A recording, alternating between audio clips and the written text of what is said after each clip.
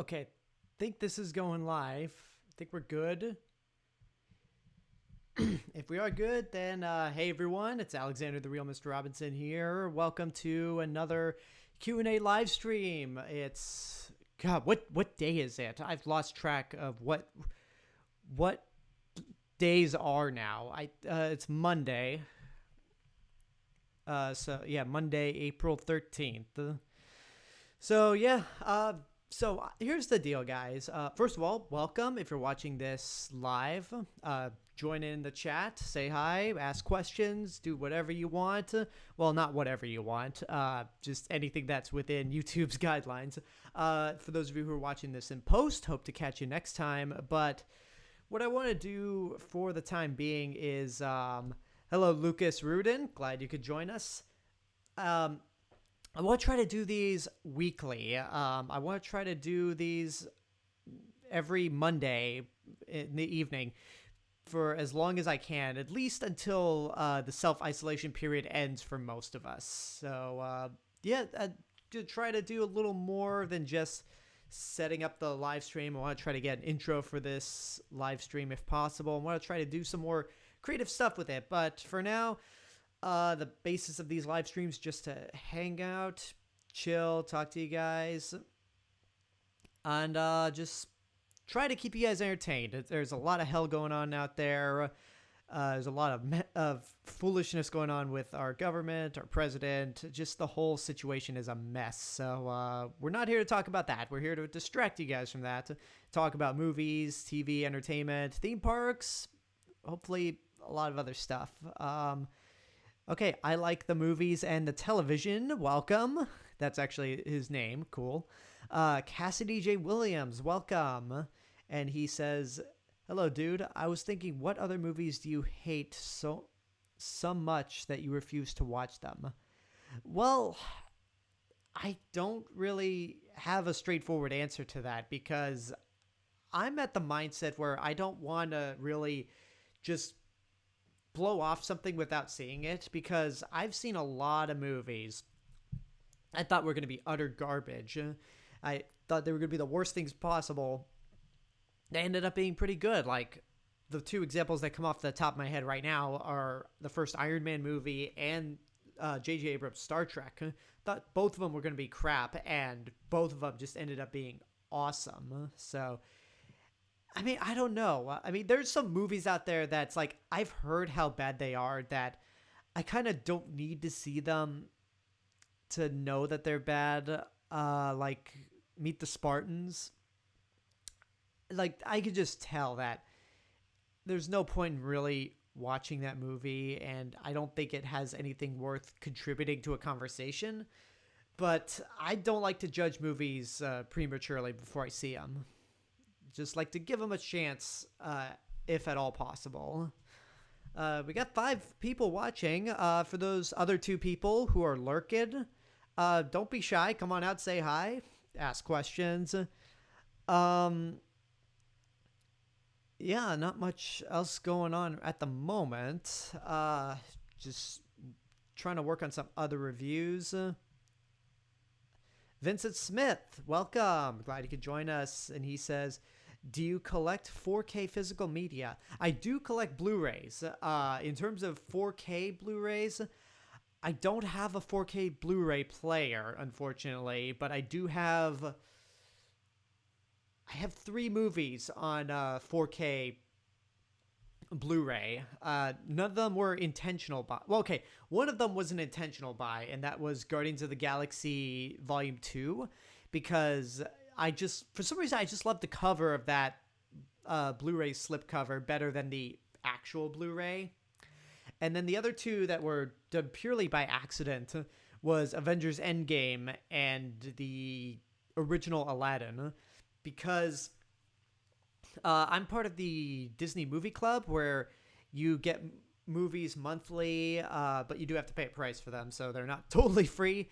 But I apparently missed out on denying 2 monthly Blu-ray sets. The first one was Avengers Endgame on 4K, which the regular Blu-ray I bought the day it came out, but the 4K version, I didn't even know I ordered it, so I got it for well, not for free because again I paid for it, but I got that, and then I got a double feature of the Guy Ritchie Aladdin on regular Blu-ray and the original Aladdin on 4K. Which, I mean, out of the few 4K movies that I own that I can't watch yet, they're at least movies that I love, so that's good at the very least.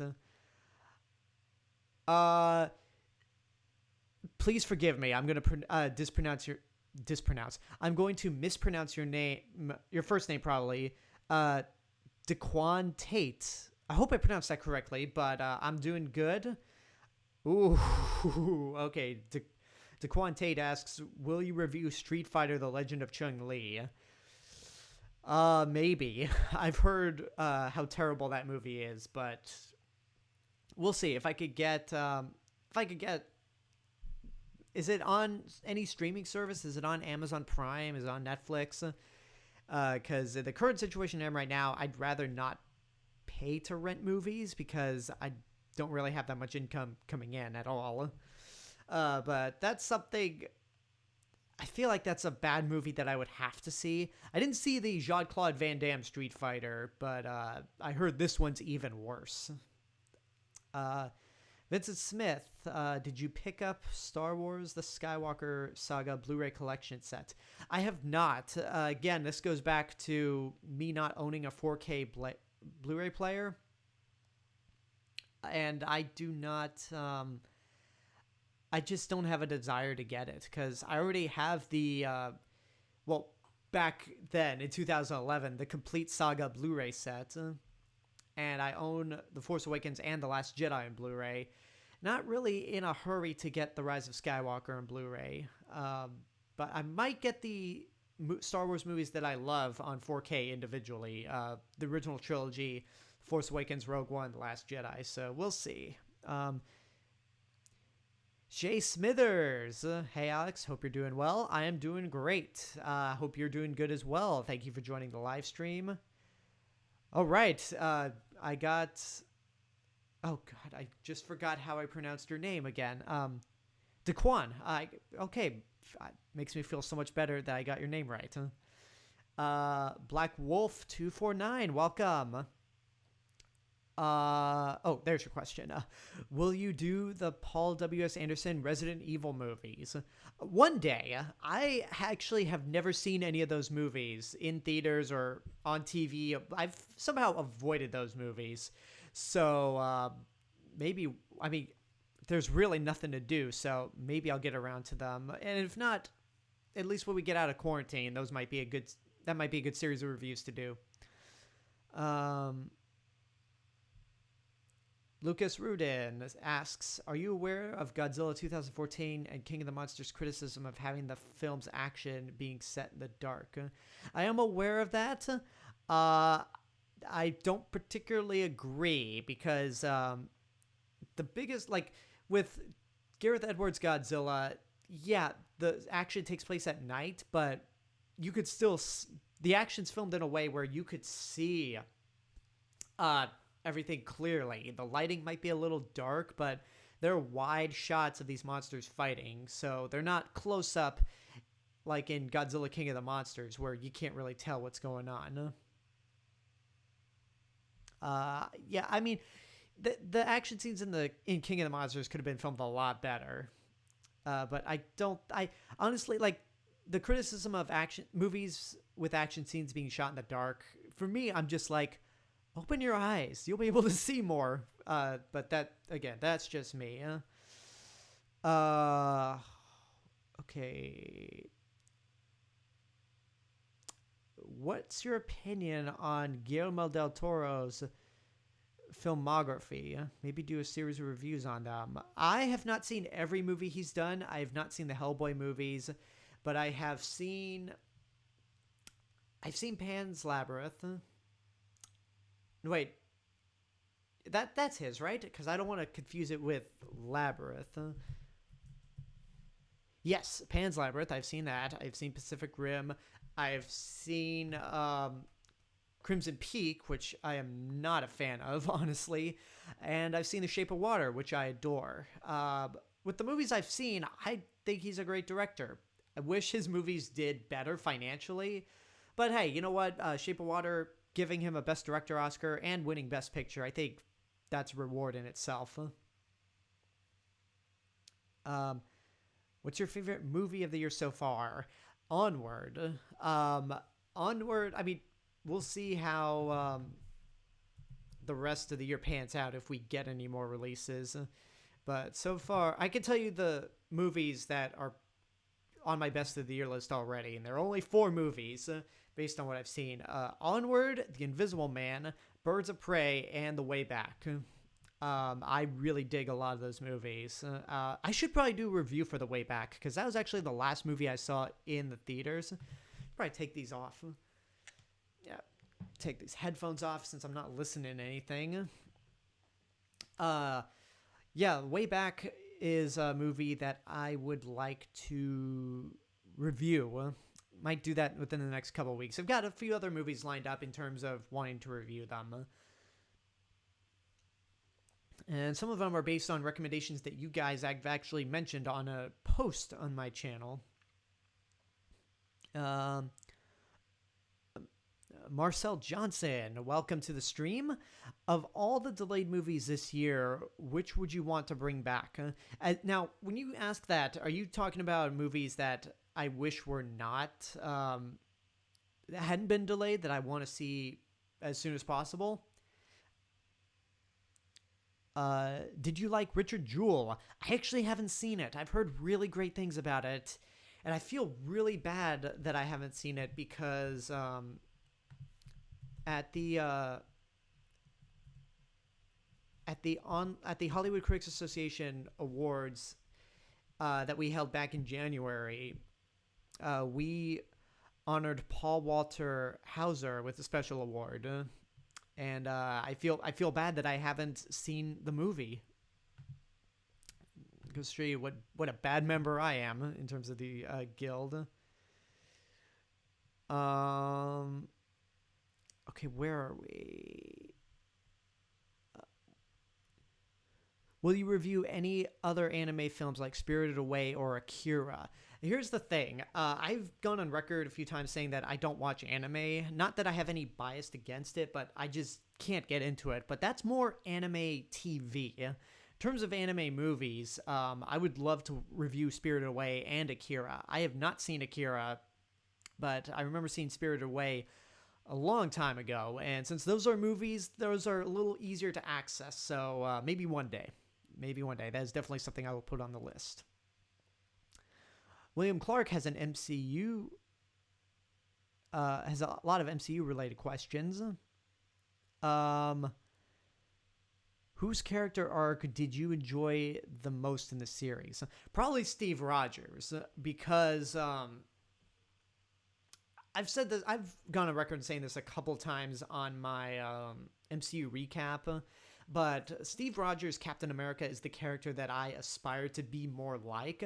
I might relate more to Peter Parker, Spider-Man, but Steve Rogers is the character that I want to be more like, because he's such a good guy, and throughout his arc, he just does, like, it's like he doesn't give up on his firm beliefs, and I like how at the end of the movie, he and Tony Stark kind of prove to each other that they are more than how they come across as. Steve Rogers proves that he's more than a laboratory experiment, and Tony Stark proves how he's able to sacrifice himself for the greater good and to save everyone else.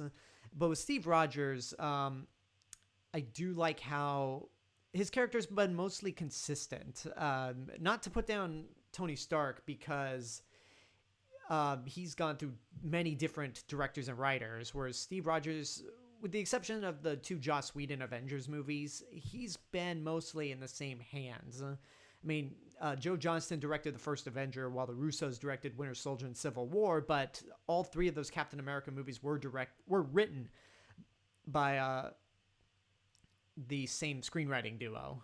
And I just love how at the end that once he's finally all done, he's figured the world out, he gets to go back home. He gets to go back in time and live the life that he's most familiar with the girl of his love, with the love of his life. I'll say that.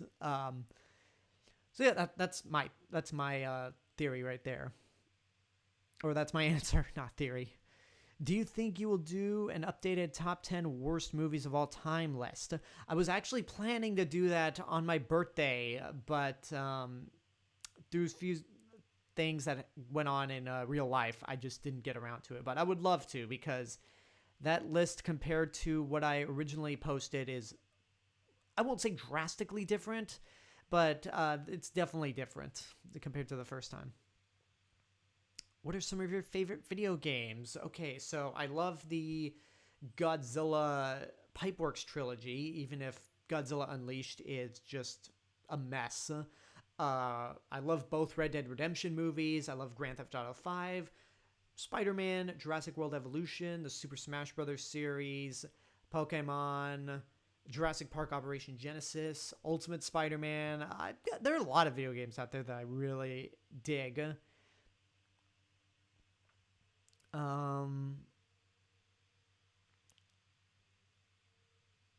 Might have to do I might have to do a video game related video that's not a let's play. Star Wars Battlefront. I enjoy all the Battlefront games really, except the PSP exclusives, which I haven't played. At least King of the Monsters sequences were better than Aliens vs. Predator Requiem. That is true, because that movie does not know how to light its action scenes. Also, will you do any Uwe Boll or Friedberg and Seltzerberg? I've heard that before. Seltzerberg movies. Only if alcohol is involved, because those are I have seen a Uwe Boll movie, House of the Dead. It's terrible. Did you enjoy Uncut Gems? I still haven't seen it. Hey Andrew, I know you. Okay. Yes. What are your thoughts on For the Love of the Glove? It's weird. So for those of you that don't know, there was this play in Los Angeles called For the Love of the Glove, or For Love of a Glove, which kind of goes through Michael Jackson's career from the Jackson 5 up to his controversial moments as an adult, but it's all told from the point of view. It's all told from the perspective of his glove, where his glove is like an alien being. It's really bizarre. Like the glove is done through a puppet, and Corey Coleman from Double Toasted actually put together this meetup for a bunch of toasties to go see the play, and I was among the people that went there. And it's bizarre. It is a weird play that, honestly, I would like to see come back, just because I want to have more people experience that. But it's pretty weird. It's out there. But I will say this before I move on to the next question. That was the last time I ever went out and hung out with people socially before LA pretty much went under lockdown. And it was great, really great that I got to hang out with Corey and a bunch of other toasties before shit went down. I probably should write Corey an email about that. But yeah, it was a fun time, a really bizarre time, and hopefully when things clear up, that play will come back and more people will be exposed to it.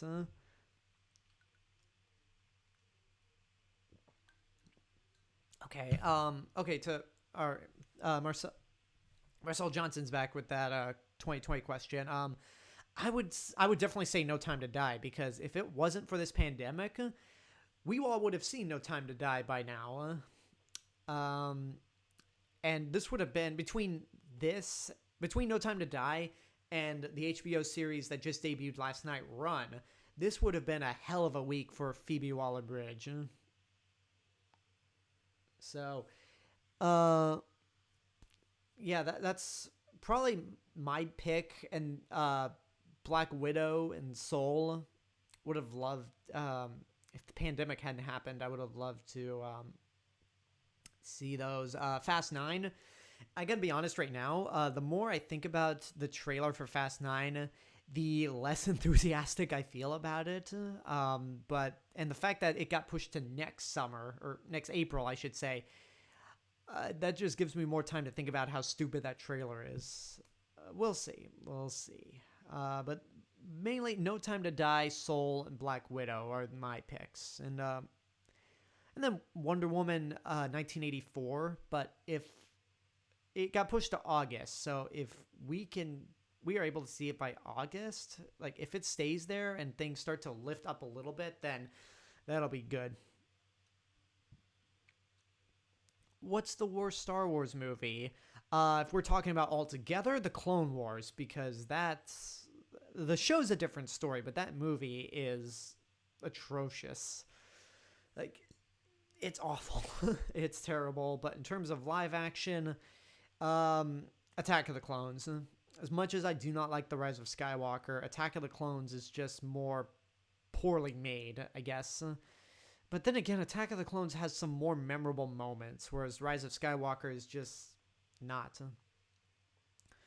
Would you like to review any direct-to-video movies? I would like to.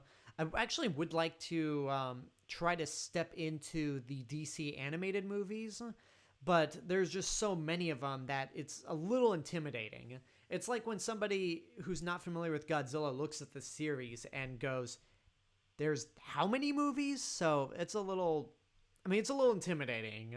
But if there's any, I'm not going to review like any direct-to-video movie because most of them are just probably not worth checking out. But if there was one specific genre, it would probably be the DC animated movies.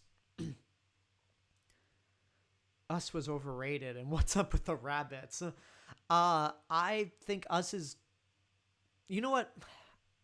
I think Us is brilliant. I've said this a couple times. I think Us is brilliant until the end of the movie where you get the big explanation for everything that's happening.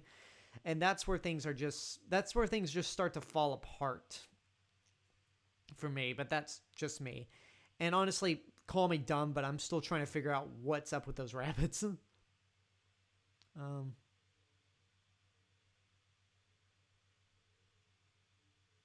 Trans theories. I don't know what that is at all.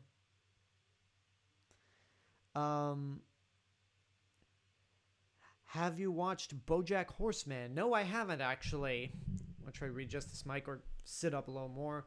I have not watched BoJack Horseman. I've heard it's funny, and with nothing going on, I probably should just start that up. Would you like to review all the Bond movies from Dr. No to Die Another Day? I would. I actually own all the Bond movies, except for Spectre, because I'm not a fan of it, and it wasn't in that big Bond 50 set that came out the same year Skyfall came out. And I actually was planning to review all those other Bond movies once we got a new Bond era, like a new Bond actor, but with Daniel Craig coming back for supposedly one final movie, that'll have to wait. Or maybe I'll review all the movies leading up to No Time to Die now that it got pushed. Yeah, I might do that. No promises at the moment, but that's definitely something that I might have to consider now. Favorite James Bond movie? Ooh, that's tough. I haven't seen all of them, but my favorites are probably GoldenEye, Casino Royale, and Skyfall. I mean, most people remember GoldenEye for the Nintendo 64 game, which is great, but the movie itself I think is awesome. Casino Royale is fantastic as well, but Skyfall is my favorite of the Daniel Craig Bond movies. And then I haven't seen Dr. No or Goldfinger in a long time, so I can't really fairly say if they hold up with GoldenEye, Casino Royale, or Skyfall. Aside from the Avengers and Endgame, which supporting character were you surprised played a huge role in the film? Nebula, Ant-Man, or Rocket? Nebula, because when Guardians of the Galaxy first came out, I was just under the impression that she would just be a one-off side villain that ended up being more popular than the main villain. I didn't expect her to completely turn around and become a hero. Just seeing her arc from starting out as a villain in Guardians of the Galaxy, getting a redemption in Volume 2, and then being as big of a player as she was in Infinity War and Endgame was a big surprise. And Karen Gillan just knocks it out of the park for me. So Nebula is probably the one that really surprised me in terms of those three characters. My question was a response to your refusal to watch Transformers The Last Night, The Twilight Saga, Breaking Dawn, 50 Shades Darker, 50 Shades... Okay, so...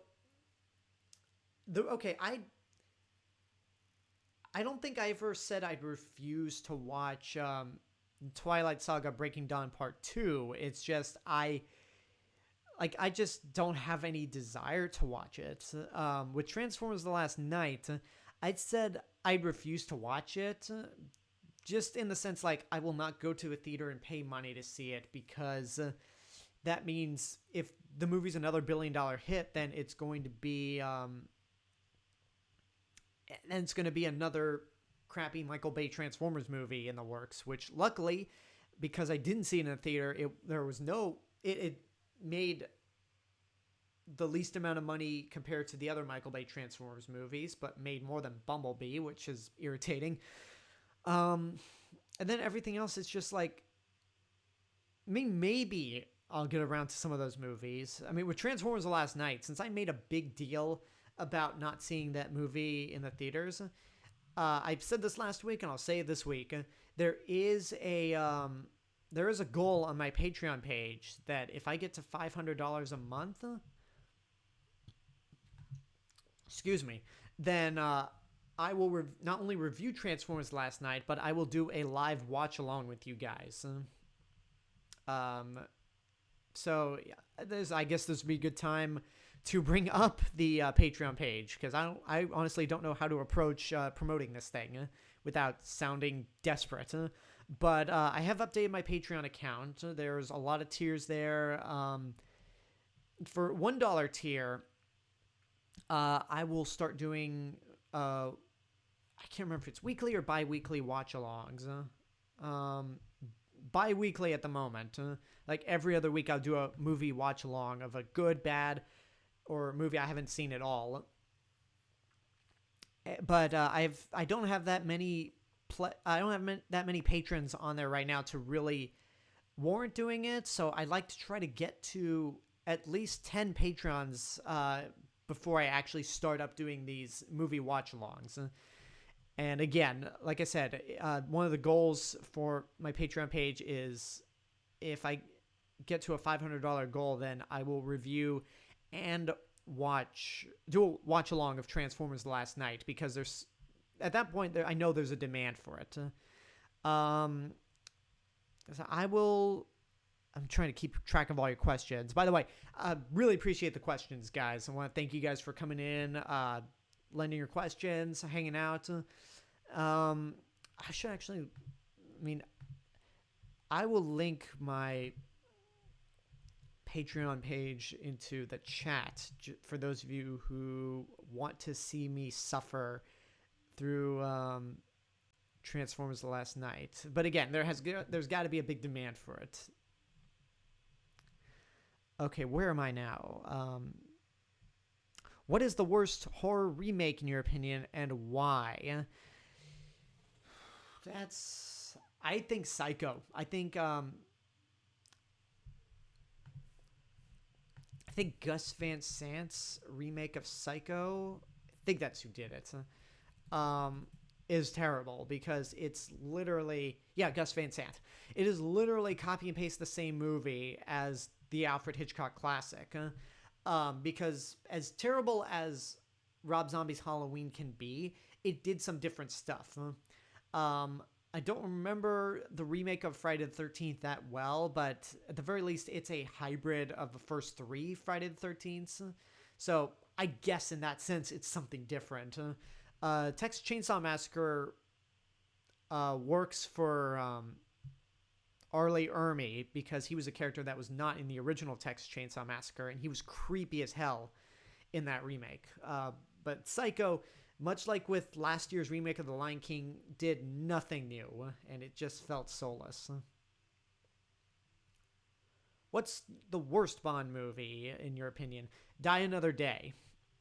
I don't hate Quantum of Solace like so many people out there. I think it's a tad... I don't know if I want to say it's underrated, but I don't get the disdain for that movie. Out of the 4 Daniel Craig Bond movies that we have now, I think Spectre's worse. But in terms of the worst Bond movie altogether, Die Another Day is probably my pick. Have you played Soul Calibur 5? I have not. I have not played Soul Calibur at all, actually. Bionicle movies. I have no opinion on them. I've not seen them. Okay, we're back to Evolution. Okay, for context out there, for those of you who weren't here last week, somebody brought up Evolution, the Ghostbusters knockoff, and I remember I talked about how terrified I was of it, and this question from Johnny Gallagher, let me get a drink of water, was, what was something in Evolution that scared you? And I think it had to have been, there's a scene where one of these monsters drags somebody into a body of water. I think that's what did it for me. But I should probably watch that movie again now that time is well past. Do you prefer the Heisei Gamera trilogy or the early Showa era Godzilla films by Ishiro Honda? I would take the Ishiro Honda directed Godzilla movies over the Heisei Gamera trilogy, because as great as the Heisei Gamera trilogy is, the first few Godzilla movies that Ishiro Honda directed are great. Even I know King Kong versus Godzilla is a very unpopular movie to say is one of your favorite Godzilla movies, but screw it, it is. I mean, especially if you watch the Japanese version, I think that movie is a lot more clever than people give it credit for. But that's not to put down the Heisei Gamera trilogy at all, because it's still a fantastic monster series. That's the funny thing that gets me, is that a lot of people say the Heisei Gamera trilogy is better than most of the Godzilla series. And in my opinion, I'm just like, yeah, but most of the Godzilla series is better than most of the Gamera series. But that's just me. Favorite actor and actress. Favorite actor, I probably have to say, it could be the Marvel bias, or it could be the fact that I have a man crush on him, but Chris Evans. Yeah, I'm just going to admit that right now. I think Chris Evans is great. Robert Pattinson has become one of my favorite actresses. Robert Pattinson has become one of my favorite actors with the last few movies that he's done. In terms of actresses, Scarlett Johansson has definitely proven herself in the last couple of years. I mean, last year was her year with Endgame, Jojo Rabbit, and Marriage Story. I don't know how controversial this is going to be, but I really like Brie Larson. I think Brie Larson's very, very talented as well.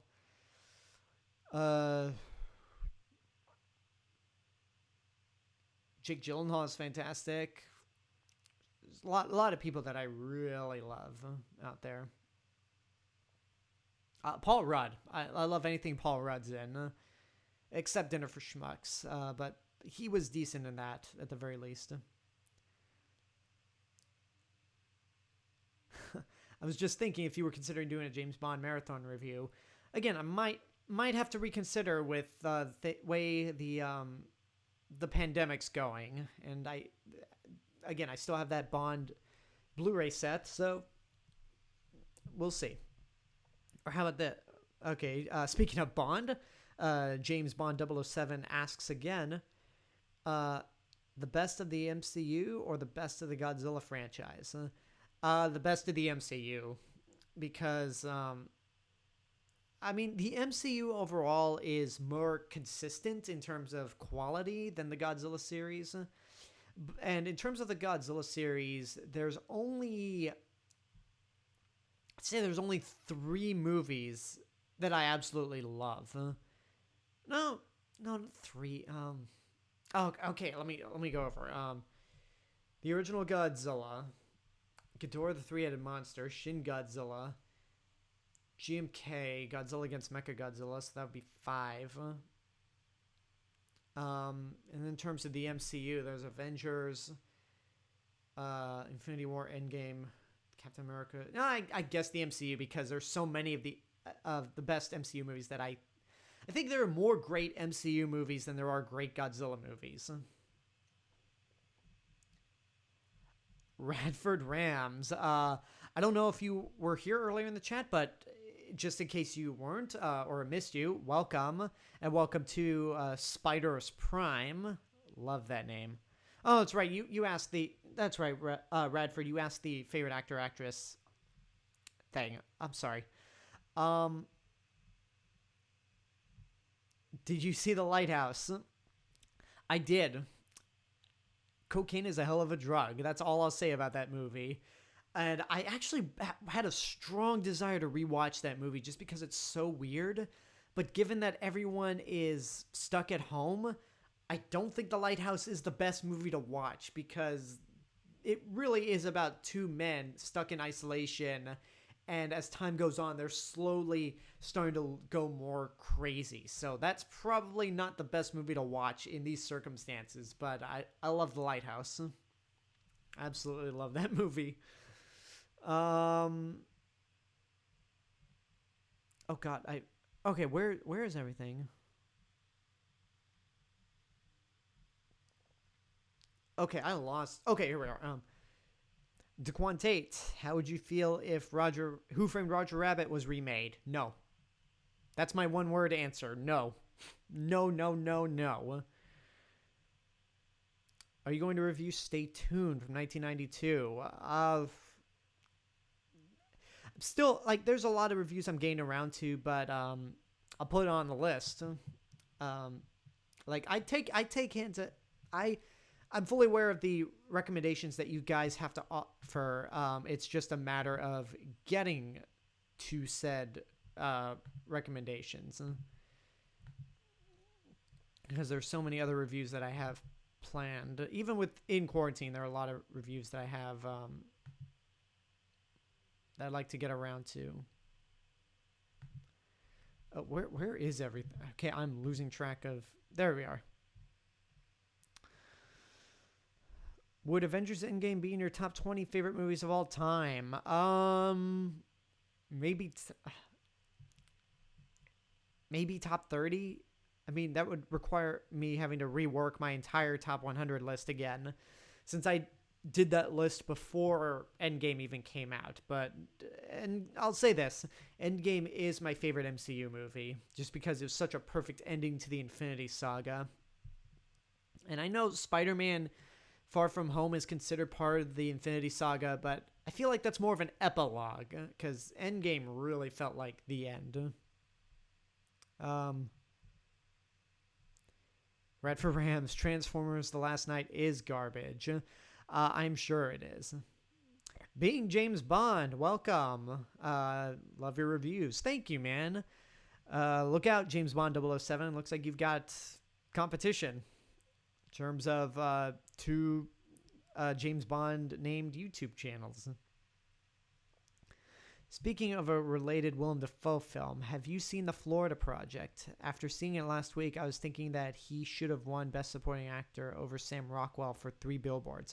No, I have not seen The Florida Project. I have not, but I definitely heard good things about it, even if Patrick Gertz, who used to be on Double Toasted, put it in his dishonorable mentions for worst movie the year it came out.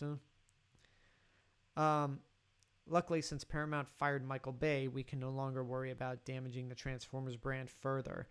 I don't know if I'd say he was fired. I think it was more. If I'm going to defend Michael Bay at all when it comes to Transformers, I think it was more like he really was sick of doing these movies. Like he just didn't want to, but Paramount just gave him tons and tons of money to do them. So I don't know the full context of that story. I think maybe Michael Bay just really wanted out of that series. Robots review. Eventually, I got to figure out a way to watch it and then do a review for it. What is your most rewatched movie? Oh God, it's probably between Toy Story and Back to the Future. Toy Story and Back to the Future are probably my most rewatched movies out there.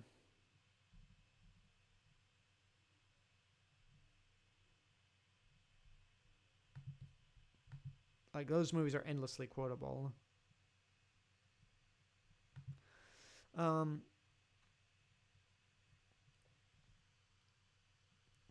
think the Gamma... Okay, it's Gzilla 100. I assume you meant the Gamma trilogy is overrated because you accidentally typed in Gamer trilogy.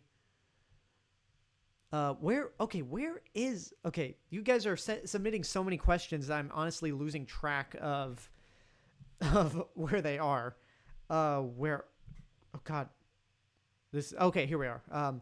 But I assume you meant to say Gamma trilogy, Gzilla 100. But I don't think it's overrated. Is Godzilla the Planet Eater the worst Godzilla movie ever in your eyes? Yes, I think it is. And it's the movie I have absolutely no desire to watch. Jeremy Grandison, welcome, first of all. Glad you could join us. Any anime you watched or not really? I have seen some anime shows out there. Back when I was much younger, Toonami. Fridays after school, I would just have Cartoon Network playing the entire time until we got to Cartoon Fridays. So that meant everything beforehand was Toonami, Animaniacs, Scooby-Doo, Where Are You, and Batman the Animated Series. And in Toonami, they'd play Sailor Moon and Dragon Ball Z. So I have watched bits of Sailor Moon and Dragon Ball Z as a kid. But to be honest, I couldn't tell you what those movies, what was going on in those shows. Like, I think I was just more mesmerized by the pretty colors or just watching them, waiting for Cartoon Fridays to come on because I did not want to miss that little block. Do you collect Criterion Blu-ray movies? Yes, I do. Well, let me actually see if I can pull up. Let me go to Blu-ray.com.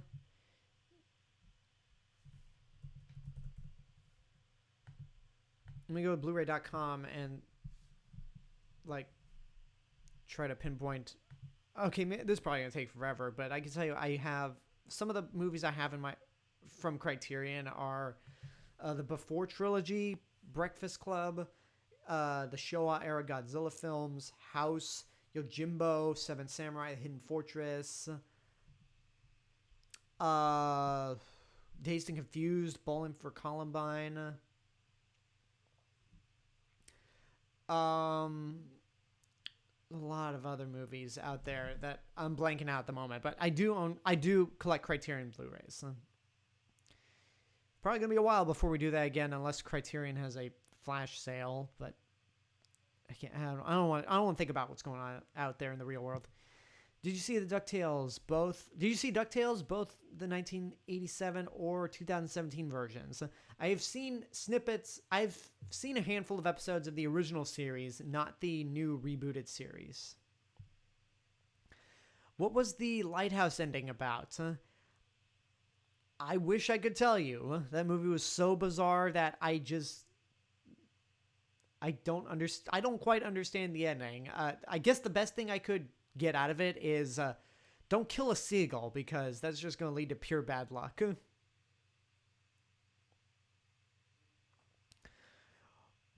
What is the cutest creature you see in a movie?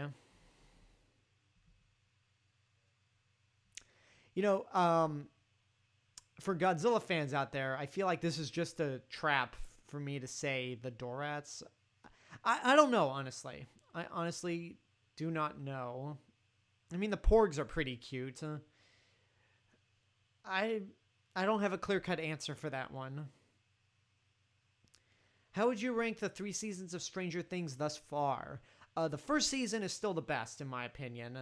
Then probably season 3, and then season 2, because episode 7 of season 2 is just not a very good episode, and I think all the other episodes in the other seasons have been consistently good. I should probably get around to doing a review for season 3, but season 3 of Stranger Things was great. I dug it quite a bit, and I think Maya Hawke is her name, Ethan Hawke's daughter. Yeah, she was one. She was the newest addition to the season. Maya Hawke, yeah, she's great. So yeah, definitely a good season. Definitely, I'm looking forward to season 4, if and when that comes out. What was the most offensive comedy you've seen?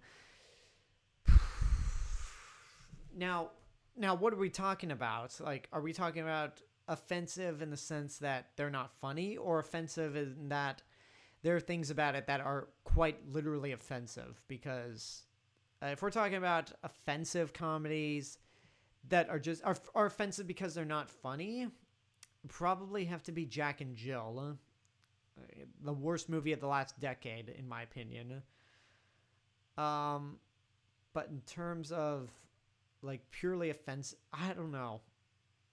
I guess if I gave you a straight answer right now, it would probably be between my 2 least favorite movies of the last decade, Movie 43 and Jack and Jill.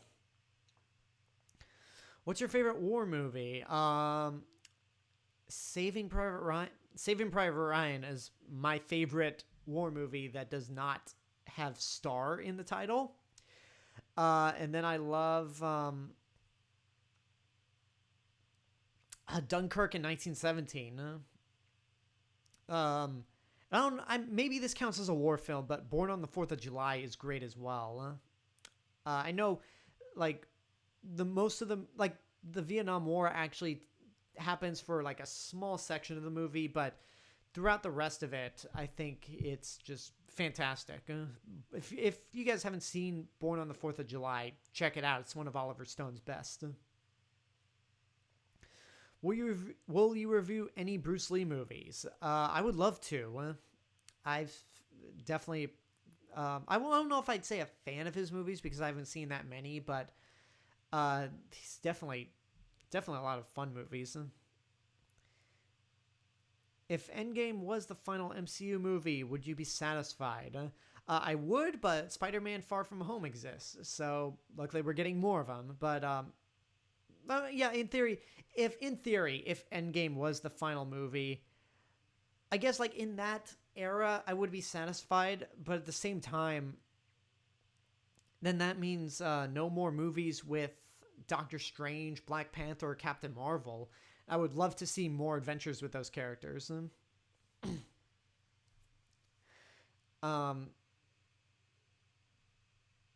yeah, the fact that like it wraps up the Infinity Saga, that's fine.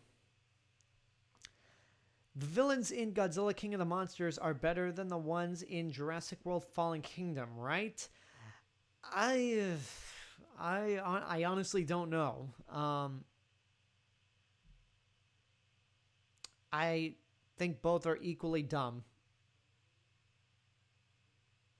I think okay, here's my thoughts. Like now that I've had a lot of time to think about this, I think the villains in Godzilla King of the Monsters might be a tad more dumb because they have some sort of philosophical reason for the things that they're doing, which doesn't really make a whole lot of sense. Whereas the ones in Jurassic World Fallen Kingdom, at least they're being very straightforward with like wanting to make a profit. It's shallow, but at least like at least it makes some sort of sense. Oh, I don't want to defend that. I don't want to defend the villains in that movie. Oh god, I just skipped over a ton of questions. Okay, here.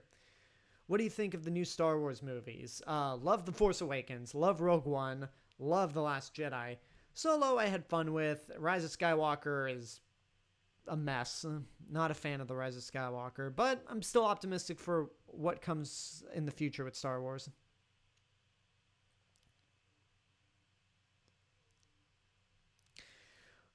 What are your favorite human villains in kaiju movies? This is an interesting question. Um I guess if you count the Exalians from Invasion of the Astro Monster, or we assume they are Exalians because they're kind of the same. Well, basically, the aliens from Planet X. I guess if you count those, then that would be my pick for the best human villains. That's probably all I got for you. That's probably my only answer there. Will you review the original Jumanji film? I've actually never seen the original Jumanji, but I really dug Welcome to the Jungle, so maybe it's time to actually watch that movie and give you guys a review for it.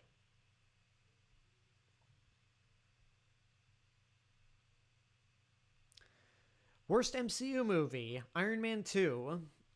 And even then, Iron Man 2 is not terrible. It's like an average movie. Not a whole lot that's offensive about it or just downright awful. But yeah, Iron Man 2 is definitely the weakest. I think the thing that kind of kills Iron Man 2 for me, metaphorically, is the constant bickering between Tony and Pepper. Those scenes just get on my nerves. And this is going to be pretty controversial for me, but I think Captain Marvel is, well, okay, maybe it's not among the top tier, but it's definitely, out of the 23 MCU movies we have, Captain Marvel is my 14th favorite. Which might be pretty high for some people, but whatever. That's my opinion. I don't think Captain Marvel's the worst MCU movie because Iron Man 2 and Thor: The Dark World exist. Even then, they're not terrible movies or even downright bad. They're just average. If the sales were good for the Godzilla Showa Criterion set, do you think Criterion will release some other kaiju movies on Blu-ray in the future, like Rodan or War of the Gargantuas? They actually have the rights to Rodan and War of the Gargantuas because back in the Filmstruck days, those two movies were available on Filmstruck through Criterion. And War of the Gargantuas you can actually find on the Criterion channel. So I wouldn't be surprised if either of those movies get released on Criterion. In terms of everything else, though, like Mothra or Battle in Outer Space or The Mysterians, that's more of a long shot, I'd say. But Rodan and War of the Gargantuas, I definitely see those movies coming to Criterion at some point in the future. Favorite voice performance from a Pixar film? For me, I'll say Tom Hanks as Woody, Amy Poehler as Joy, Ed Asner as Carl, and Holly Hunter as Elastigirl.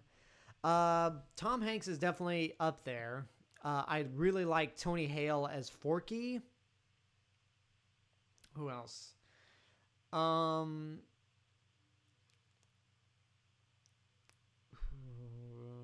DeGeneres as Dory. I absolutely love Dory in those movies. What else? Who else? I like the dynamic of Billy Crystal and John Goodman in Monsters Inc. and Monsters University. There's a lot to pick from. Favorite Pixar film? Toy Story. But I mean, in all honesty, it's No, it's the first Toy Story. I mean, that one has the weakest animation, but again, you got to take in consideration that it was the first fully CG animated movie, and that movie's just so brilliant in terms of its writing and characters. So, and that's the fondest memory I have of going to see a movie in the theater, or at least my earliest memory. So, that definitely plays it. I'd take all three MonsterVerse movies over most of the MCU except for Iron Man, The Avengers, Winter Soldier, Guardians of the Galaxy 1 and 2, Thor Ragnarok, Infinity War, Endgame, and Civil War. And I love the MCU.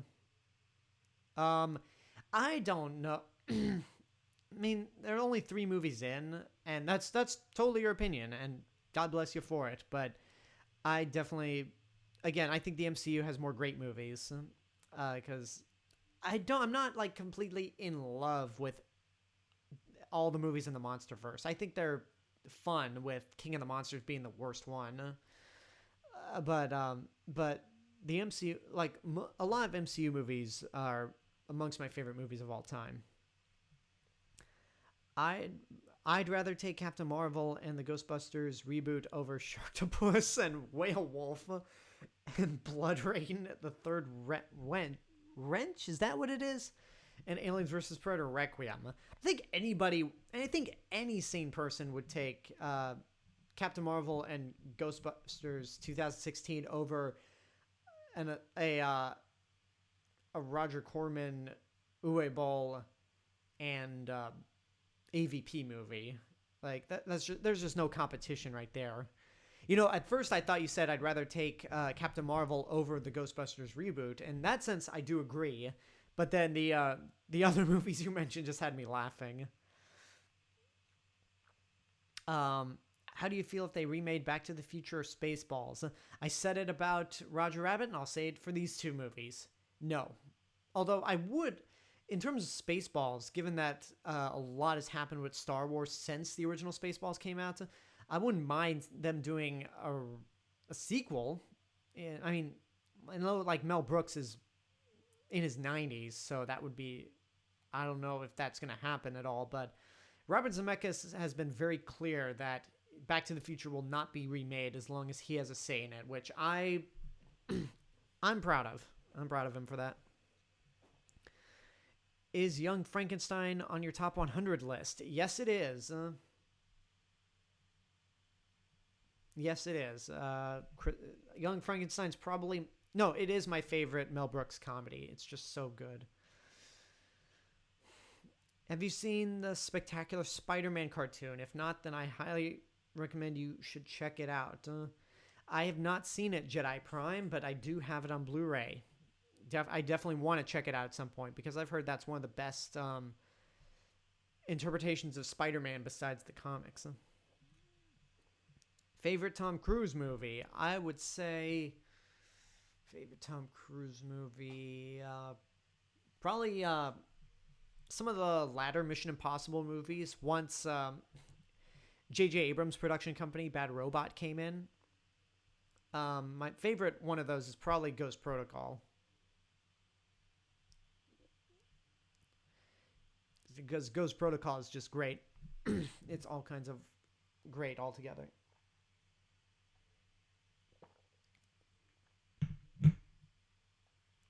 So you said Chris Hemsworth was your man crush. Yes, I did. For those of you who are just joining, I made a... Wait, Chris Evans. I'm sorry. Yeah. You said Chris Evans was your man crush. For those of you who are just joining me, I did admit to saying that Chris Evans is a man crush of mine. Him and Dwayne Johnson. But what about Big Daddy Chris Hemsworth? Look, as a straight man, I can admit that Chris Hemsworth is a very good-looking man also. But I like Chris Evans more. This has gotten to a weird territory right now, but whatever, it's fine. Your favorite Transformers live-action film? Bumblebee, right? Yeah, that is true. Bumblebee is not only the best live-action Transformers film, but the best Transformers movie, period. Because I feel like the animated Transformers movie is more guilty pleasure than anything. Mine's also Bumblebee and Dark of the Moon, which is also epic. Yeah, I can't be on board with that. I mean, Dark of the Moon is the best of the Michael Bay Transformers movies, but that's not to say, man, that was good. It's more like me saying that Transformers Dark of the Moon is the best Michael Bay Transformers movie is me saying, well, that was more tolerable than the other movies. Because I cannot get on board with. I mean, the Chicago stuff, in a way, is epic, but you just got to sit through maybe like either an hour and a half or 2 hours of bullshit just to get to those moments. Favorite Clint Eastwood movie?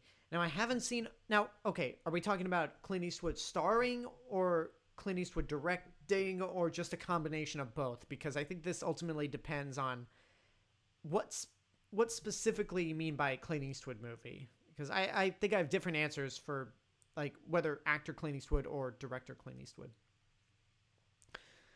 Would you review any Studio Ghibli films? I have reviewed there was one. What was the movie? One of the movies Hayao Miyazaki did. Like it wasn't really based in fantasy at all. The Wind Rises. I have reviewed The Wind Rises, but I haven't reviewed any of Studio Ghibli's other movies, and I probably should. It's just a matter of time of when I review those. If you were going to direct the last Godzilla movie ever made, wow, that's such a daunting task. What monsters would you have in it? What would the plot be about, and how would you honor the legacy of the King of the Monsters? That is just putting all kinds of weight on my shoulders. Well,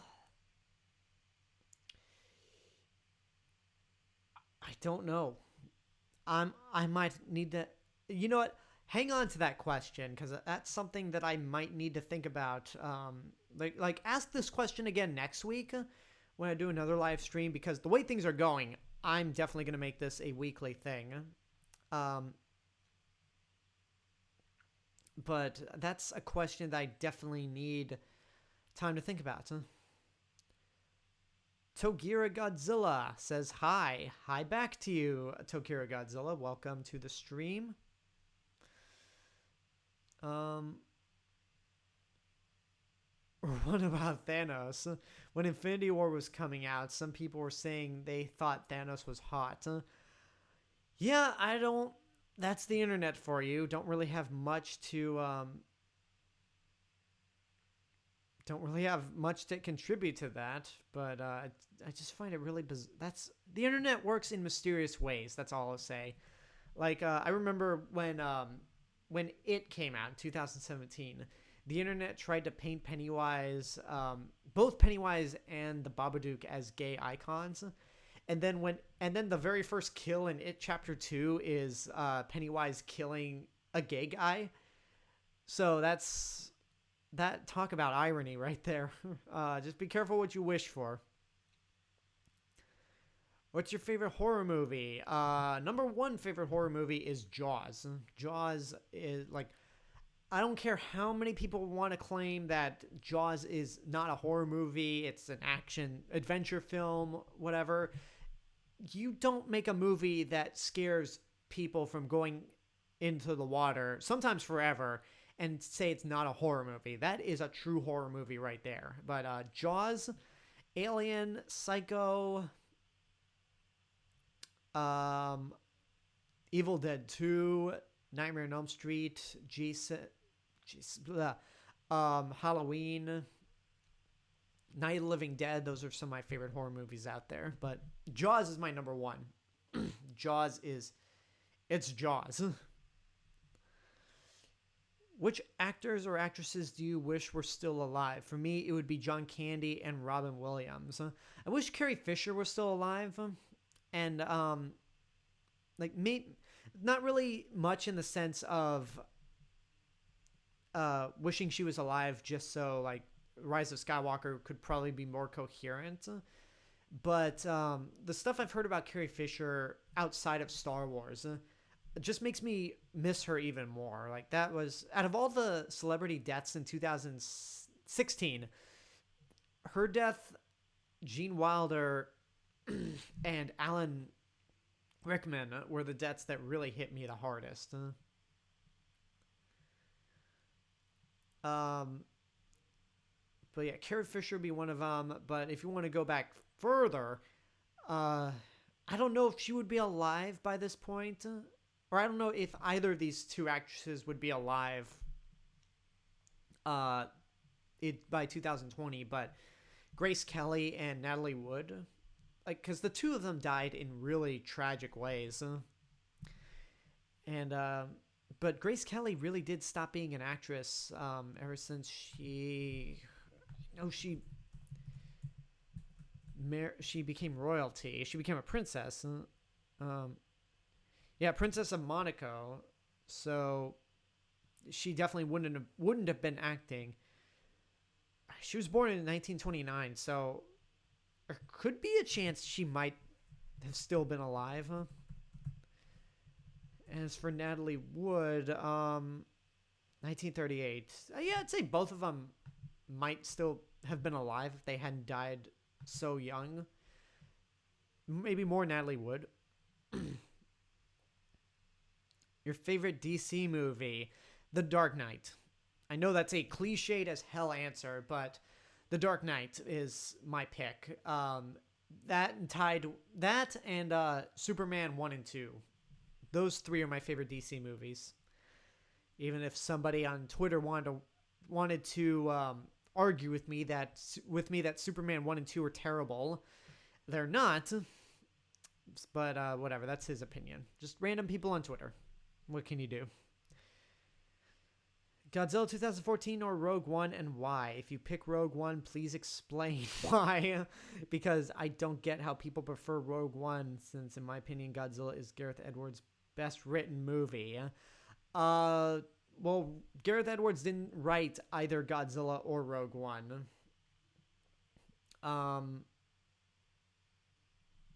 Let me see.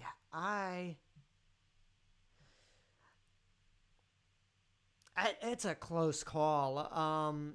It's really a close call between either of those movies. I mean, I would probably say that I would probably pick Godzilla because Gareth Edwards really did see that movie from beginning to end, whereas with Rogue One, Tony Gilroy, it's no secret that Tony Gilroy came in and pretty much redid the finale, which the cool thing about Gareth Edwards is that he's not had a chip on his shoulder about the whole Rogue One debacle. He's been very open about it, and he's been very understanding about it. But I think just on the basis that Gareth Edwards managed to complete Godzilla from beginning to end, that would be my pick. But Rogue One's great as well. Worst DC movie. Hold on.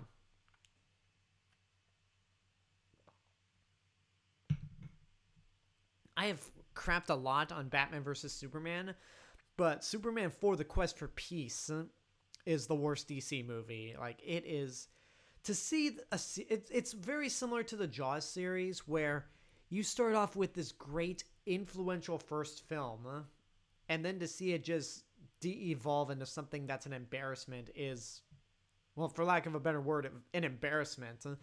And one terrible thing that made me laugh concerning Superman 4 is, for those of you, I don't know if any people here are familiar with the podcast Junk Food Cinema. It's one of my favorite podcasts out there, done by Brian Salisbury and C. Robert Cargill, who was a co-writer on Sinister and Doctor Strange. But they were covering, they had a series on their podcast, Summer of 1987, where they covered movies like Predator, RoboCop. They had an episode where they talked about the worst movies of 1987, which were Superman 4: The Quest for Peace, Death Wish 4: The Crackdown, Jaws: The Revenge, Garbage Pail Kids, and House 2: The Second Story. And when it came to Superman 4, Cargill said, "This is a movie so bad, I still consider falling off a horse to be the second worst thing to happen to Christopher Reeve." And that's a horrible joke. absolutely horrible joke, and I feel particularly terrible that I laughed at it. But yeah, that joke aside, Superman 4 is my pick for the worst DC movie. Have you watched Dragon Ball before Z, or have you never heard of it since 1986? I've watched one episode of Dragon Ball, but that was after I even saw Dragon Ball Z.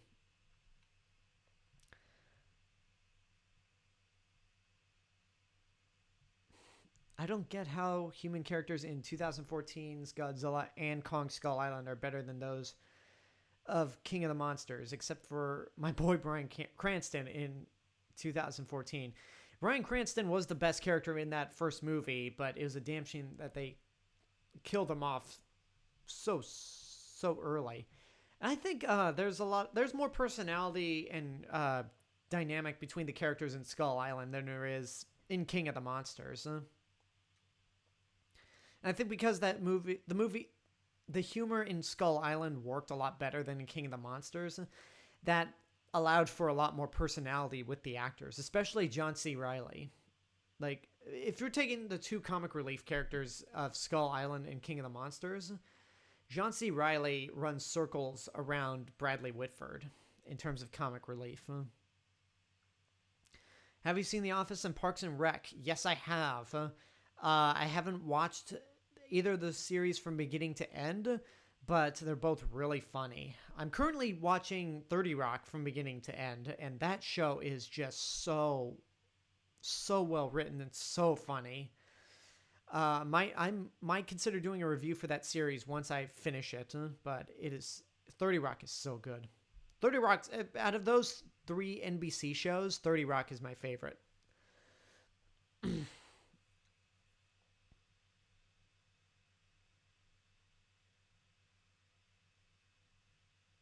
Hope Black Widow is good. Me too. I have no doubt Black Widow will be good. It's just a matter of when we'll see it. Have you seen Frankenstein and the Monster from Hell? No, I haven't. Also, E-Fighter 1 and I are part of the Ultimate Alliance. More clarification, but that is awesome.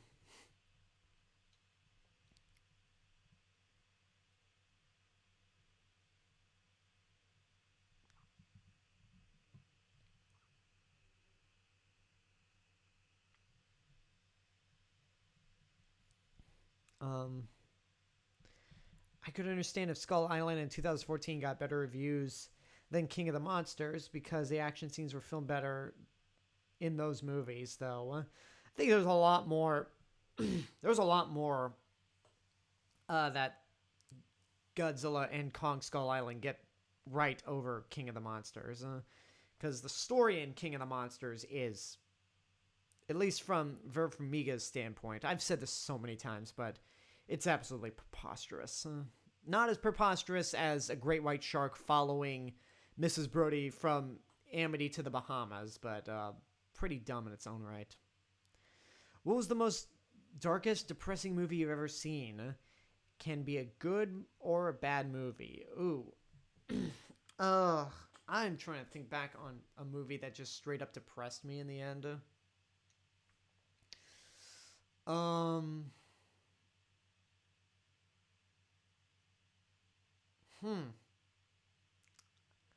I don't know, because I tend to block out all the bad or depressing stuff out of my mind. I mean, The Dark Knight kind of ends on a depressing note.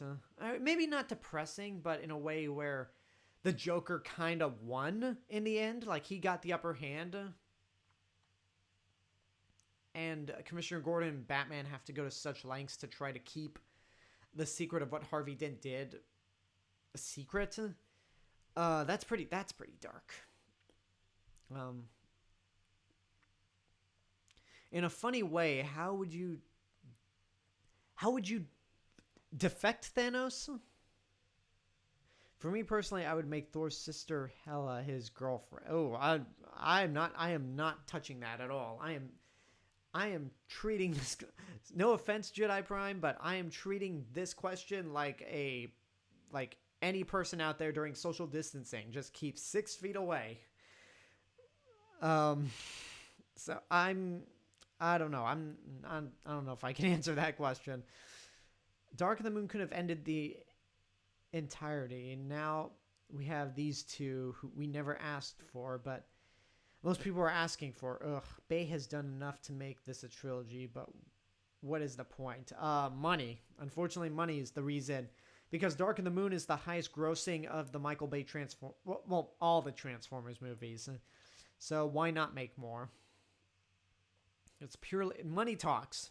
Money talks. That's why I didn't see The Last Night, so people could stop going to see these movies.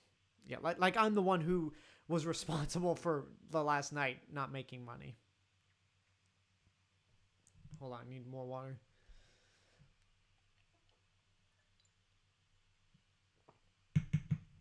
All right, guys, before I answer more of your questions, we have been on for an hour and 15 minutes. So I'm going to... We'll be on here for another 15 minutes. I want to thank you all again for coming in, asking questions, and just hanging out. I really appreciate your support. And again, for those of you who want to support the channel even more, want to get access to, or want to get me to start doing movie watch-alongs with you guys, you could go over to patreon.com/therealmrRobinson, and for only $1 a month, I will start doing movie watch-alongs. I'm going to try to get up to 10 patrons a month before I actually start this. That way, we can get a group of people to do these watch-alongs. But definitely keep that under consideration. If you cannot support through Patreon, that's totally fine. Just share the channel. Try to get other people to join the channel, whether subscription on YouTube or Patreon. Definitely appreciate the support one way or the other. So I'm going to take a few more questions for the last 15 minutes of this stream. What do you think of Ray Harryhausen's special effects? I like them. And what really impresses me with one of his movies, Beast from 20,000 Fathoms, is that he didn't rely on a crew for those special effects. He did them on his own. So that's pretty amazing. And his special effects, his stop motion effects are some of the most convincing out there. Hopefully when you see The Exorcist, it ends up becoming one of your favorite horror films. I hope so, because I hope this movie lives up to the hype. Because nothing's worse than seeing a movie that's been critically praised throughout years and years, and then you finally watch it and go, it was good, I guess. So hopefully that'll happen. Do you like Monster Hunter? I've not played Monster Hunter at all. Favorite Universal Monster movies? Like the first two Frankenstein movies. Frankenstein, The Bride of Frankenstein. Dracula is great, and I love the original Mummy. Will you check out Tim Burton's 9? I have seen 9. I remember liking it. Honestly, that was actually, to be honest, 9 was actually the first movie where I really considered just getting in front of a camera and giving a review for a movie. But I chickened out, so that didn't happen. But 9 is, I remember 9 being really inventive. I haven't seen it in a long time. I haven't seen it since it came out in theaters. If you haven't seen them, then I recommend Watership Down and The Dark Crystal. I'd be very interested in hearing your opinions on those two films and reviews. I've seen bits of The Dark Crystal. I have not seen Watership Down, but from the clips I've seen of Watership Down, if you showed that movie to a kid without like giving them any context, they would lose their minds. Have you seen Batman versus Teenage Mutant Ninja Turtles? I have not. Would I do a review for it someday? Maybe. I mean, I've been considering getting a DC Universe subscription, but I don't know if because maybe that'll get me into watching some more of their content. but I don't know if that's going to be on, considering that the Teenage Mutant Ninja Turtles are not owned by Warner Brothers or DC. We'll see. We'll see.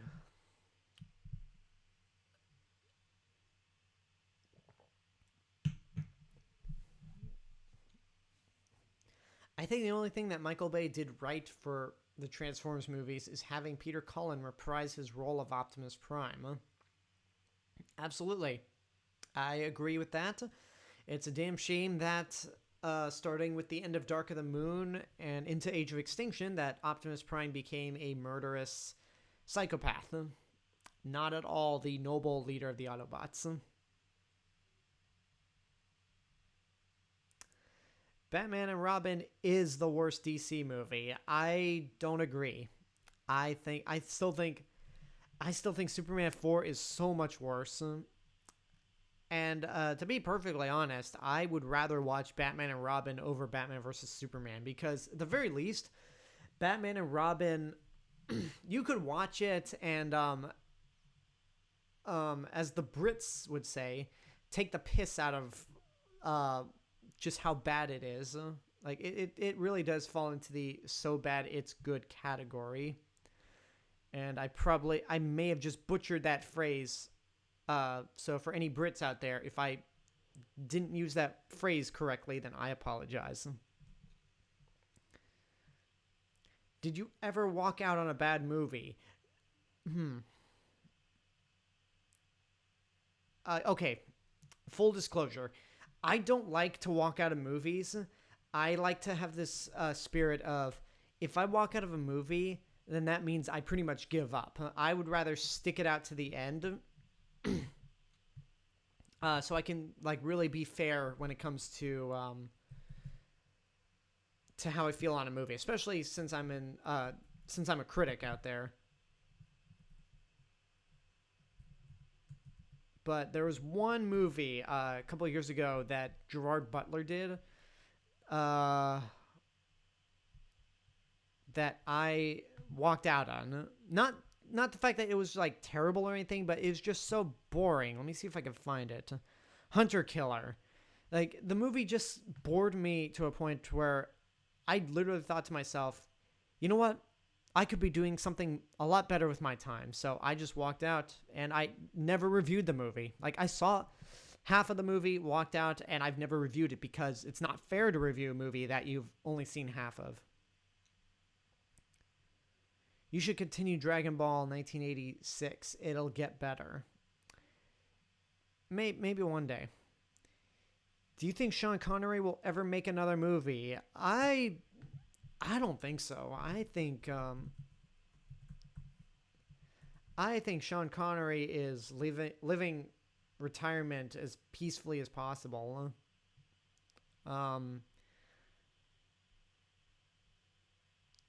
But what was his last movie? We'll look up what his last movie is, because I want to say it was something like The League of Extraordinary Gentlemen. I almost said Extremely Ordinary Gentlemen, but that's an old Spill podcast. Well, he did a voice. He was the narrator in a documentary, Ever to Exile, and he did a voice role in Sir Billy, I'm sorry. But yeah, for a while, the League of Extraordinary Gentlemen was his last movie. I don't think he's gonna make any other movies. I think he's retired. Okay, I guess this is a two-part question for the Clint Eastwood movie. Best Clint Eastwood acting movie of Good, Bad, and the Ugly. And in terms of directing, I have not seen Unforgiven, so I'm going to say Letters from Iwo Jima. Letters from Iwo Jima is really good. I liked it much better than Flags of Our Fathers.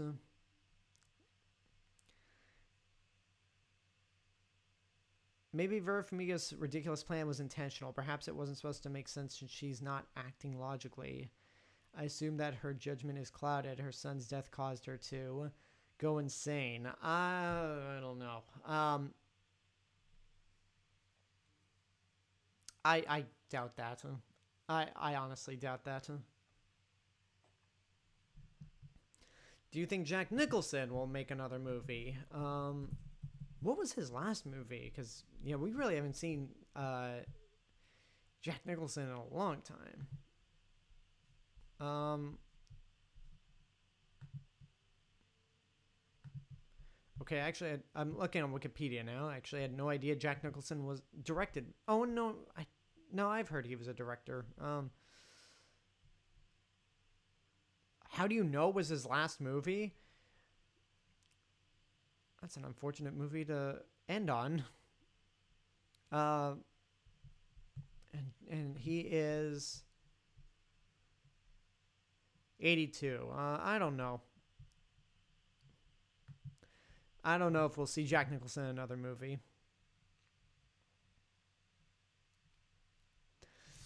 Better actor, Will Ferrell or John C. Reilly? I think Reilly has more good performances and is more able to disappear in his roles than Ferrell. I agree.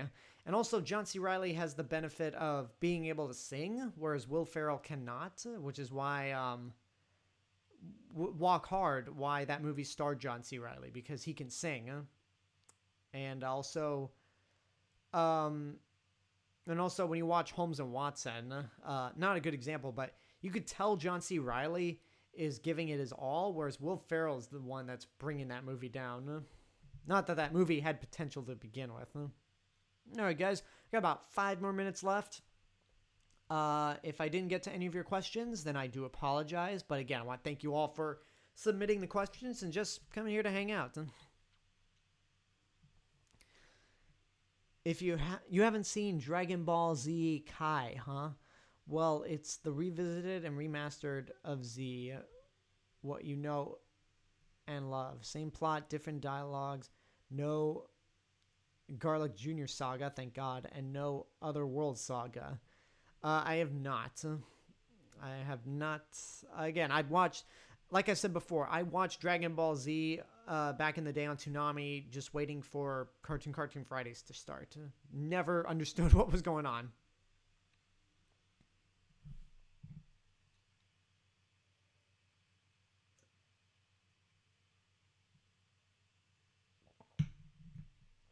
What are your favorite Pixar screenplays and best director at the studio? I think WALL-E's their best screenplay.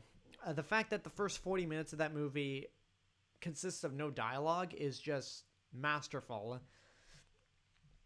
And I would probably say, I know he left Pixar, but Lee Unkrich, who did Toy Story 3 and Coco, a lot of Pixar movies made me cry, but I don't know. That's like that's tough to say.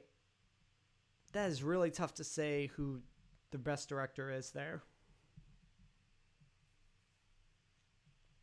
Would you like to see Monster X / Kaiser Ghidorah come back for a future Godzilla movie, whether it be Legendary or Toho? Monster X, I would. I honestly wasn't a big fan of Kaiser Ghidorah, but the Monster X design, I think,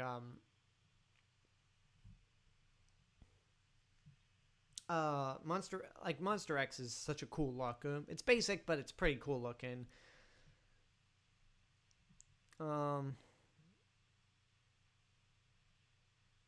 Oh, gee, Zilla, gotta go. Be nice with everyone. Have a good night. You too, G Zilla. You have a good night, huh? Spiderus Prime. Yes, I don't know what that yes was for, but yes. What is okay? DeQuan Tate. What is the darkest animated movie you've seen? The darkest animated movie. I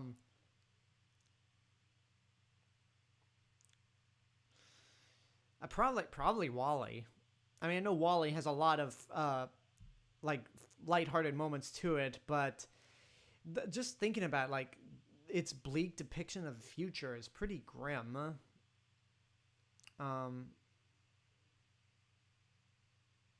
Yeah, Wall-E can get dark at points. Spiders Prime, will you make an appearance on Cinema Sin Sincast?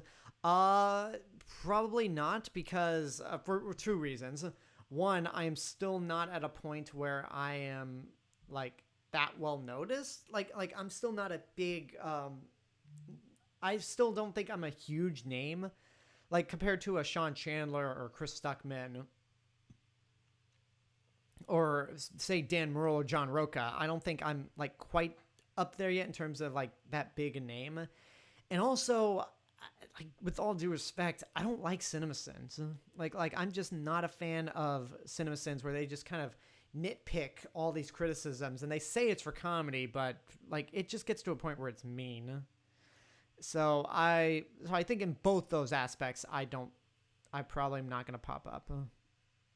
Um,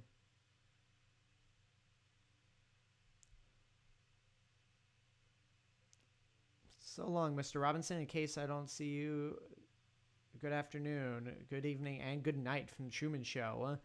All right, you have a good night too, William Clark.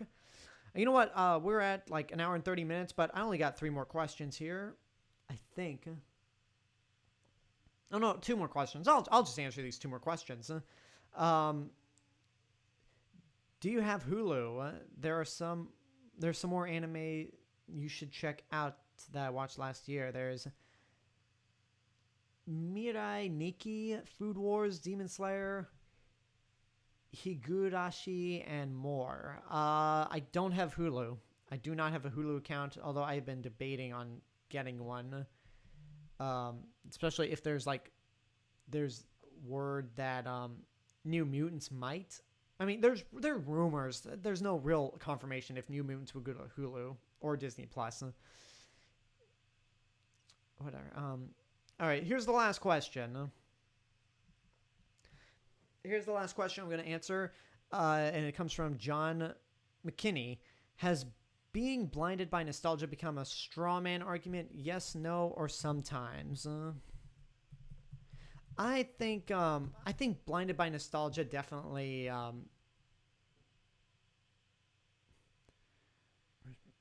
Sorry, I had to look up what straw man, the meaning of that.